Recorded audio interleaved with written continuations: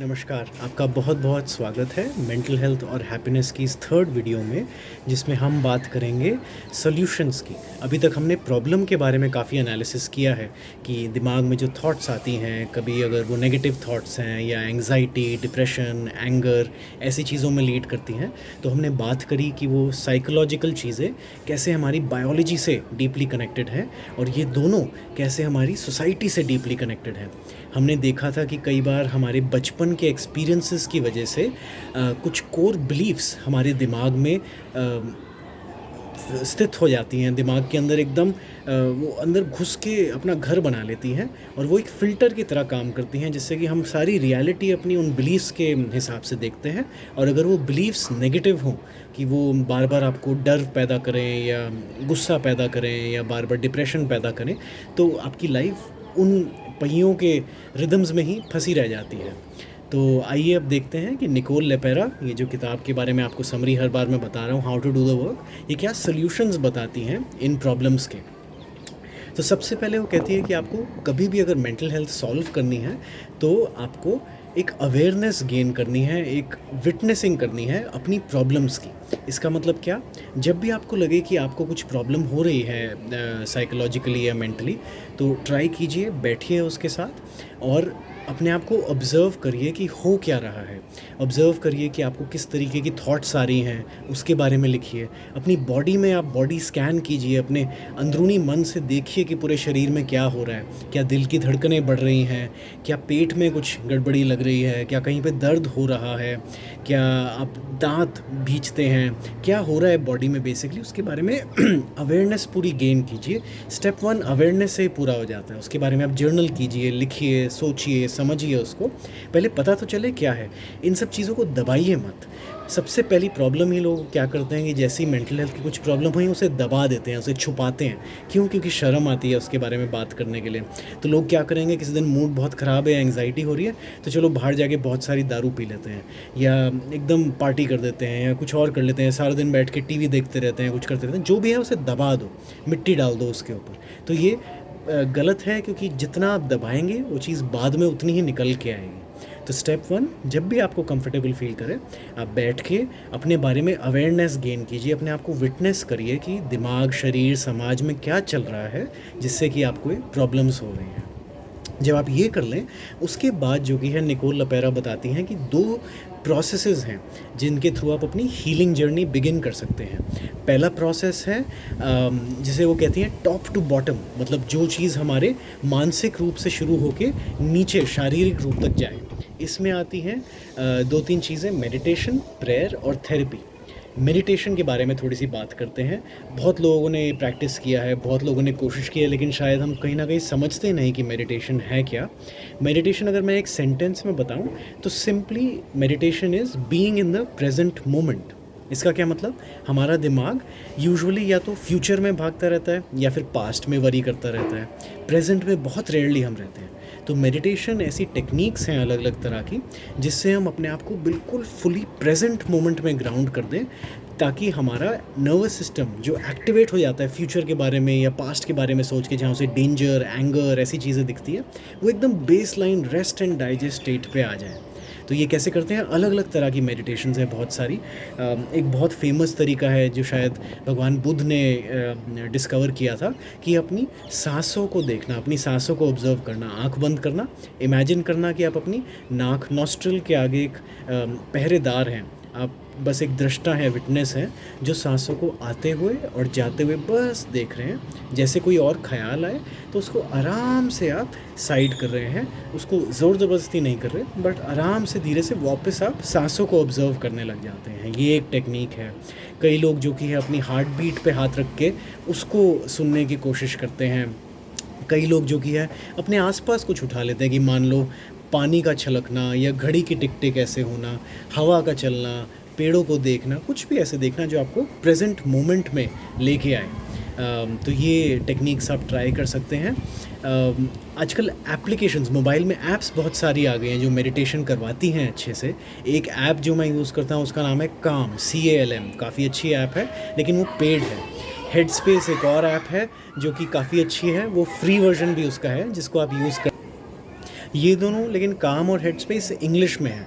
तो regional languages की हमारी इंडियन भाषाओं की भी बहुत सारी ऐप्स आ गई हैं। आप अपने फ़ोन में एक्सप्लोर करेंगे तो काफ़ी चीज़ें मिलेंगी। हमारे आसपास काफ़ी कल्चरल कम्युनिटीज़, ग्रुप्स, एसोसिएशंस वगैरह हैं जो मेडिटेशन करवाते हैं। निरामय योग में काफ़ी मेडिटेशन कराई जाती है। सहज योग एक और ऐसी कम्युनिटी है, और जो कि है ब्रह्म कुमारीज़ एक और ग्रुप है जो मेडिटेशन कराते हैं। बहुत सारे हैं, बहुतों के बारे में तो मैं भी नहीं जानता हूँ। तो अपने आसपास ढूंढिए, खोजिए, यूट्यूब पे वीडियोस हैं और शुरू हो जाइए। बस शुरू करने की बात है। तो ये मेडिटेशन के बारे में हुआ। Second, prayer. हज़ारों सालों से इंसान, जो कि रिलीजन इन्वेंट होने से पहले भी, ऊपर देख के ब्रह्मांड की तरफ इंसान एक फेथ से प्रे कर रहा है। क्यों कर रहा है? बिकॉज एक ही ऐसी टेक्निक है जिससे कि आप अपनी वरीज़, अपने फियर्स, अपने एंगर्स को कहीं ना कहीं काबू में लेके आ सकते हैं। एक प्रेइंग की प्रैक्टिस जो मैंने रिसेंटली एक्सप्लोर करी, निचरन बुद्धिज़्म करके ग्रुप है एक, जो कि एक बुद्धिस्ट प्रैक्टिस, एक बुद्धिस्ट चैंटिंग, बुद्धिस्ट प्रेयर करवाते हैं, और उससे भी बहुत दिल को सुकून, चैन मिलता है, कॉन्फिडेंस बढ़ता है। तो वो भी आप लोग एक्सप्लोर कर सकते हैं, जो भी आपको अच्छा लगे। अगर प्रेयर और मेडिटेशन में से दोनों में ही कुछ ज़्यादा आपको नहीं भाता, तो थेरेपी एक बहुत ज़रूरी चीज़ है जो कि आपको ज़रूर एक्सप्लोर करना चाहिए। थेरेपी का क्या मतलब? थेरेपी का मतलब साइकोलॉजिस्ट या काउंसलर या थेरेपिस्ट के पास जाके उनसे अपनी प्रॉब्लम्स डिस्कस करना, और वो हेल्प करते हैं आपको अंडरस्टैंड करने में कि आपकी प्रॉब्लम्स आ कहाँ से रही हैं, और आपको हेल्प करते हैं रीडिज़ाइन करने में अपनी लाइफ, मेंटल, फिज़िकल, बायोलॉजिकल और सोशल, जिससे कि वो प्रॉब्लम्स कम हो जाएं। तो थेरेपिस्ट, साइकोलॉजिस्ट के आसपास अगर आप हैं, उनके पास जा सकते हैं तो प्लीज़ उनके पास जाइए, उससे भी बहुत हेल्प मिलती है। शर्माइए मत। हमारी सोसाइटी में फालतू में एक टैबू बना हुआ है कि नहीं, थेरेपिस्ट के पास तो पागल लोग जाते हैं। नहीं, ऐसा कुछ नहीं है। हर बंदा को जाना चाहिए, क्योंकि कभी ना कभी हमें मेंटल हेल्थ के बारे में समझने की ज़रूरत है, और थेरेपिस्ट बहुत अच्छे से ये काम करते हैं। तो ये हो गई हमारी टॉप टू बॉटम प्रैक्टिसेस, मतलब कि दिमाग, मन वाली प्रैक्टिसेस जो कि धीरे धीरे शरीर में भी असर करती हैं। और दूसरी तरह की प्रैक्टिसेस जो निकोल लपेरा बताती हैं, वो है बॉटम टू अप। ऐसी क्या चीज़ें हम फिज़िकली कर सकते हैं, बायोलॉजिकली कर सकते हैं, जो कि हमें मानसिक रूप से भी रिलीफ प्रोवाइड करेंगी। तो आइए उनके बारे में अब बात करते हैं। सबसे पहले डाइजेशन की तरफ हमें काफ़ी ध्यान देना पड़ेगा, क्योंकि जैसे पिछली वीडियो में हमने बात करी थी, ब्रेन का गट से बहुत कनेक्शन है। हमारे पेट में, हमारे गट में बहुत सारी नस नाड़ियाँ हैं जो कि ऐसे केमिकल्स प्रोड्यूस करती हैं, न्यूरोट्रांसमीटर्स प्रोड्यूस करती हैं, जैसे कि सेरोटोनिन हो गया, जो कि हमारे इमोशंस मॉड्यूलेट करते हैं। तो अगर हम खा अच्छा नहीं रहे, अगर हमारे पेट में अच्छी चीज़ें नहीं जा रही, तो ऑटोमेटिकली इमोशंस भी हमारे वैसे रहेंगे। जैसे कई बार आपने देखा होगा कि अगर आप कॉफ़ी बहुत ज़्यादा पी लें तो एंग्जाइटी बढ़ जाती है, हार्ट रेट बढ़ जाती है। तो ये मैंने अपनी लाइफ में नोटिस किया था कि अगर जिस भी टाइम मैं काम के प्रेशर की वजह से कॉफ़ी बहुत ज़्यादा पी रहा हूँ, तो ऑटोमेटिकली एंग्जाइटी भी बहुत ज़्यादा हो जाएगी। तो इस बारे में भी हमें अपनी अपनी इंडिविजुअल रिसर्च करनी पड़ेगी कि किसकी बॉडी के लिए क्या खाना, क्या पीना अच्छा है, क्या नहीं है, और उसके हिसाब से और अवेयरनेस गेन करनी होगी कि भाई हमें क्या, कैसे अपनी डाइट प्लान करनी चाहिए।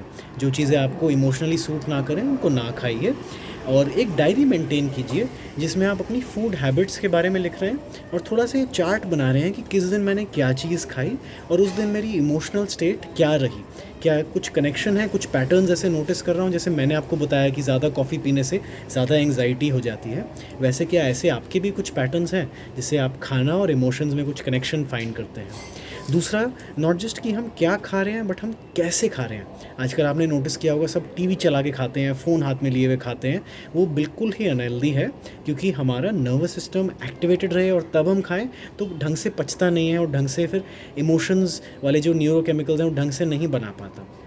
तो जब भी खाना खाएं, कोशिश करिए 1 मिनट निकाल के पहले थोड़ी सी मेडिटेशन कीजिए, अपने आप को काम डाउन कीजिए, और जब मन थोड़ा शांत हो जाए, अपने आसपास कोई डिस्ट्रैक्शन ना हो, तो आराम आराम से खाना खाइए, खुश भाव से, ग्रैटिट्यूड वाले भाव से, ताकि खाना अच्छे से पचे आपको अंदर। तो ये बात हो गई हमारी हीलिंग द गट या पेट के बारे में, कि पेट को हम कैसे हील करें ताकि हमारी इमोशनल हेल्थ थोड़ी इम्प्रूव हो।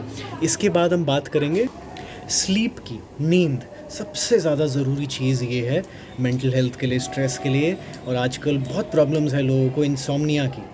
तो उसके लिए क्या किया जा सकता है, निकोल लपेरा कहती है कि भाई एक स्लीप रिचुअल बनाएं, एक स्लीप शेड्यूल बनाएं, कि मान लीजिए आपको जब भी सोना है 12 बजे, 10 बजे, जो भी आपका है, तो कोशिश कीजिए कि उससे 1-2 घंटे पहले से आपका स्लीप रिचुअल शुरू हो जाए। स्लीप रिचुअल में क्या करना है, एक तो कुछ खाना नहीं, खाने की कोशिश करिए कि 2-3 घंटे पहले ख़त्म हो जाए आपका खाना सोने से पहले। दूसरा जो कि है सारे गैजेट्स अपने फ़ोन, लैपटॉप, टीवी ये सब बंद कर दीजिए 2 घंटा सोने से पहले। आजकल क्या हमारी आदत होती है, फ़ोन में लगे रहते हैं एकदम सोते-सोते हुए भी, लास्ट चीज़ ये कर रहे हैं और सुबह उठते भी वो कर रहे हैं। तो उससे नेचुरली एंग्जायटी, डिप्रेशन ऐसी चीज़ें बढ़ती हैं क्योंकि नर्वस सिस्टम फ़ोन से बहुत एक्टिवेटेड रहता है। तो कोशिश कीजिए कि सोने से पहले 2 घंटा पहले फ़ोन, लैपटॉप, टीवी सब बंद कर दिया और अपना ध्यान की मुद्रा में एकदम मेडिटेट करने की ट्राई करिए, या सिर्फ अपना जर्नलिंग करी, कोई किताब पढ़ ली, कुछ किया, शांत मन किया, और उसके बाद देखिए आराम से आपको नींद आनी शुरू हो जाएगी। तो ये होगी दूसरी चीज़ बॉटम टू टॉप प्रैक्टिसेस में स्लीप के बारे में। थर्ड और मोस्ट इम्पॉर्टेंट वो कहती हैं ब्रेथ वर्क, सांस लेना। सांस एक ऐसा क्या कहते हैं, एक अकेला टूल है जिससे कि हम अपना खुद का नर्वस सिस्टम मॉड्यूलेट कर सकते हैं। कैसे कर सकते हैं, आपने कभी नोटिस किया होगा कि कभी आप बहुत टेंशन में होते हो, सांस आपकी बहुत तेज़ हो जाती है, ऐसे सांस चलने लग जाती है, हार्ट बीट बढ़ जाती है। उस टाइम पे हमें कैसे अपने आप को काम डाउन करना है, एक ब्रीदिंग टेक्निक निकोल लेपेरा बताती हैं जिसे कहते हैं बेली ब्रीदिंग। बेली ब्रीदिंग में क्या करना है, आइए मैं आपको कैमरा थोड़ा हटा के ये दिखाऊं कि अपने पेट पे आपको हाथ रखना है ऐसे, और कोशिश करनी है लंबी सांसें लीजिए, लेकिन छाती से नहीं, पेट से। कैसे, नाक से लीजिए, पेट को भरिए, 2 सेकंड 3 सेकंड जितना भी हो पाए रुकिए, और फिर मुंह से छोड़िए।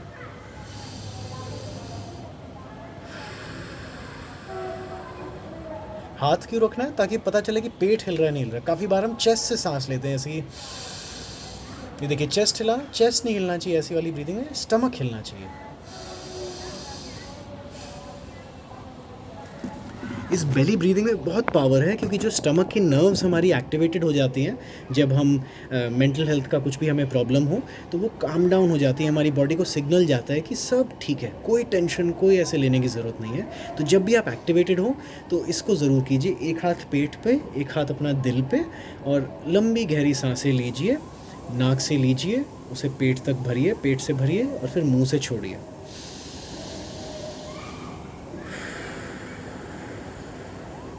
और ये करते हुए अपने आप को जैसे बच्चों को समझाते हैं ना, बिल्कुल वैसे अपने अंदर के बच्चे को समझाइए कि सब ठीक है, सब ठीक हो जाएगा, कोई ऐसी डरने की बात नहीं है। पहले भी हमने बहुत सारी टेंशन्स, प्रॉब्लम संभाली है, और आगे जाके भी हम संभालते रहेंगे, और जहाँ नहीं संभाल पाएंगे उससे हम कुछ ना कुछ सीखेंगे। इस तरीके से जो भी आपकी कोर बिलीव्स हैं, जैसे मैंने फर्स्ट वीडियो में बात करी थी, उसका जो भी आप काउंटर कोर बिलीव बनाना चाहते हैं, तो वो बिलीव्स आप अपने आप को रिपीट करिए, और अपने आप को जज मत कीजिए कि हाय मेरे को तो डिप्रेशन है, हाय एंग्जाइटी है, मैं तो कमज़ोर हूँ, ऐसा कुछ नहीं है। अपने आप को बच्चे की तरह ऐसे सांस लेते हुए कंफर्ट कीजिए कि सब ठीक है, कोई दिक्कत, कोई परेशानी वाली बात नहीं है, सब अच्छा हो जाएगा। तो ऐसे करके काफ़ी हेल्प मिलती है बॉडी को बेली ब्रीदिंग से। बेली ब्रीदिंग के साथ मैंने ऑल्सो बताया सेल्फ लव से, कि बेली ब्रीदिंग करते हुए अपने आप को प्यार देना, कि सब ठीक है, बच्चे की तरह प्यार देना। उसके बाद निकोल लपेरा बताती हैं मूवमेंट, एक्सरसाइज बहुत ज़्यादा हेल्दी है, हम सोचते नहीं इसके बारे में, बट जो लोग रेगुलरली अच्छे से एक्सरसाइज करते हैं, खूब भागते दौड़ते हैं, जिम जाते हैं, या योगा करते हैं, खेलते हैं, गेम्स खेलते हैं, उनकी हेल्थ, मेंटल हेल्थ बहुत बेटर रहती है, क्योंकि फ़िज़िकल मूवमेंट से भी एंडोर्फिन्स, सेरोटोनिन, काफ़ी ऐसे न्यूरोकेमिकल्स निकलते हैं जिससे कि हमें खुशी का एहसास होता है।